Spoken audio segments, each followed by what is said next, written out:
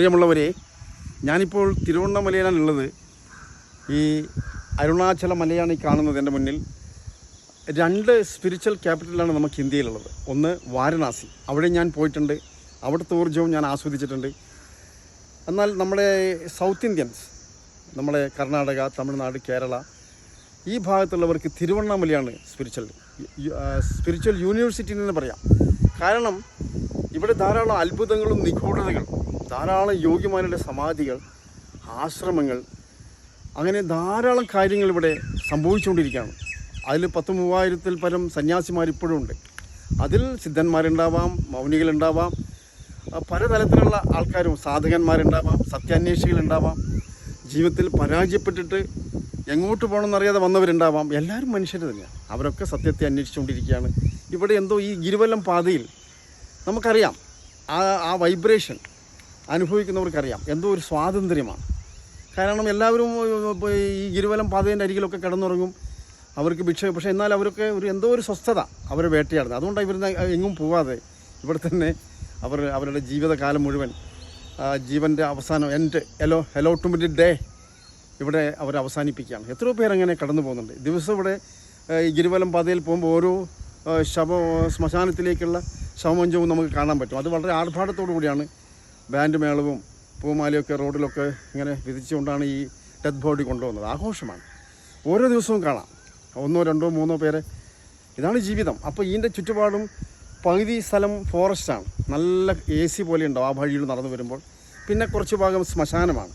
2-3 ശ്മശാനങ്ങളുണ്ട്, അതും കാണാം നമുക്ക്. പിന്നെ ധാരാളം ലിംഗങ്ങളുടെ ക്ഷേത്രം, 8ഓളം അഷ്ടലിംഗങ്ങൾ, അതിങ്ങനെ നിങ്ങൾക്ക് ഈ ഗിരിവലം പാതയിൽ കാണാം. പിന്നെ ഒരു പറഞ്ഞറിയിക്കാത്തൊരു സുഖം. എത്രയോ പേർ നടന്ന് 14 കിലോമീറ്റർ വളരെ ഊർജ്ജസ്വലയോടുകൂടി നടക്കുന്ന കാണുമ്പോൾ ഒരു സന്തോഷമാണ്. അപ്പോൾ ഈ രംഗം നിങ്ങളെല്ലാവർക്കും കുടുംബസമേതം വന്ന് ഈ ഗിരിവലം പാത, അതുപോലെ തന്നെ അരുണാചല ശിവക്ഷേത്രം മഹാക്ഷേത്രമാണ്. ഇന്നും അത് മഹാത്ഭുതമാണ്. അവിടെയൊക്കെ ദർശനം ചെയ്ത് അങ്ങനെ ഒരു ടൂർ, സ്പിരിച്വൽ ടൂർ, ഒരു ആത്മീയമായ തീർത്ഥാടനം. കാരണം ഇത് നമ്മളെ മാനസികമായിട്ട് ഉണ്ടാകുന്ന കുറേ പ്രശ്നങ്ങൾക്ക് പരിഹാരമാണ്. കാരണം നമ്മൾ ഒരു സ്ഥലത്ത് തന്നെ കെട്ടിക്കിടന്ന് പ്രശ്നങ്ങളുമായിട്ട് ഇങ്ങനെ ഉറക്കില്ലാതെ ബുദ്ധിമുട്ടി സംഘർഷവും ഭാരവും കൊണ്ട് കഷ്ടപ്പെടുന്നവർക്ക് ഒരു തീർത്ഥാടനം ഈ തിരുവണ്ണാമലയിലൊക്കെ വന്ന്, പിന്നെ അതിൻ്റെ അടുത്ത് തന്നെയാണ് ചിദംബരം, പോണ്ടിച്ചേരി, പറ്റുന്നവർക്ക് അങ്ങനെയും ഒരു കാഴ്ച കാണാം. ഇതൊക്കെ വലിയ വലിയ മഹാക്ഷേത്രങ്ങളാണ്. തഞ്ചാവൂർ, അതുപോലെ തന്നെ കാഞ്ചി, എല്ലാം ഇതിൻ്റെ പ്രാന്തപ്രദേശത്താണ്. തൃച്ചി, ഇങ്ങനെ തമിഴ്നാട്ടിൽ 18ഓളം സിദ്ധറുകൾ അറിയാമല്ലോ, ഭോഗർ, പളനി, അങ്ങനെ ധാരാളം മഹാത്മാക്കൾ എന്നും ഉണ്ടാവുന്ന ഒരു കൾച്ചറാണിവിടെ. ഈ പുണ്യദേശത്ത്, ഈ പരിഭാവനമായ തിരുവണ്ണാമലയിൽ എനിക്കെന്തോ ഒരു നിയോഗം കാരണം ഞാനിവിടെ എത്തിച്ചേർന്നു. ഇവിടെ ഒരു സ്ഥലത്ത് ഇങ്ങനെ ഞാൻ എൻ്റെതായ മെഡിറ്റേഷനും കാര്യങ്ങളൊക്കെ ചെയ്ത് നടന്നു പോകുന്നുണ്ട്. ധ്യാൻ, കൃപ, സെറിനിറ്റി. വരുന്നവർക്ക് അങ്ങനെ താല്പര്യമുണ്ട്, അതും ചെയ്യാം. ഇവിടെ സത്സംഗം നടത്താനൊക്കെ ഒരു ചെറിയൊരു സൗകര്യമുണ്ട്. അപ്പം നിങ്ങൾക്ക് എന്തെങ്കിലും ആവശ്യമുണ്ടോ എന്നെ വിളിക്കാം. എന്തെങ്കിലും സംശയങ്ങളോ ഇവിടെ വരുമ്പോഴേ എന്തെങ്കിലും വിളിച്ചാൽ തീർച്ചയായിട്ടും ഞാൻ അതിനുള്ള ഉത്തരം പറയും. ഈ പുണ്യസ്ഥലം നിങ്ങൾ ഒരിക്കലും കണ്ടിരിക്കണം. കുടുംബസമേതം വരണമെന്ന് ഞാൻ പറയുന്നത്. ഒറ്റയ്ക്ക് വരണ്ട. ഒറ്റയ്ക്ക് വരാമോ ഒറ്റയ്ക്ക് വരിക, എന്നിട്ട് കുടുംബസമേതം വന്ന് ഒരുമിച്ച്, അങ്ങനെയാണ് ഞാൻ കാണുന്നത്. ഈ ആന്ധ്രയിൽ നിന്നൊക്കെ വരുന്ന ആൾക്കാർ കുടുംബസമേതമാണ്. കുട്ടികളും കുടുംബവും ഭാര്യയും ഭർത്താവും, അത് വൃദ്ധന്മാരുണ്ട്, നടക്കാൻ പറ്റാത്തവരുണ്ട്, വീൽ ചെയറിൽ പോകുന്നവരുണ്ട്. എല്ലാവരും ഈ മല 14 കിലോമീറ്റർ തീർത്ഥാടനം ചെയ്തുകൊണ്ട് എല്ലാ സദാസമയവും.